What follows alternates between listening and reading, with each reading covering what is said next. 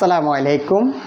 আমি আফগানিস্তানে আল্লাহকে দেখেছি কথাটি আমার নয়, একজন বিখ্যাত সাংবাদিক কথাটা বলেছেন।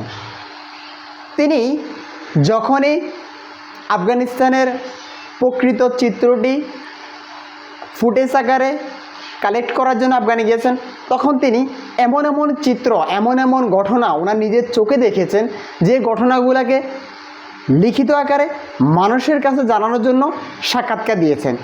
তখনই বইটির নাম হচ্ছে আমি আফগানিস্তানে আল্লাহকে দেখেছি। মানুষ কখন বলতে পারে আমি আল্লাহকে দেখেছি?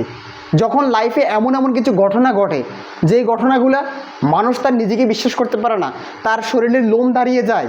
এই জন্যই বইটির নাম দেওয়া হয়েছে আমি আফগানিস্তানে আল্লাহকে দেখেছি। আফগানিস্তান কীভাবে স্বাধীন হয়েছে, কিভাবে আফগানিস্তান আজ ইসলামী স্টেট হিসাবে কায়েম হয়েছে, আপনি এই বইটি না পড়লে কখনো জানতে পারবেন না। তাই অবশ্যই পড়বেন।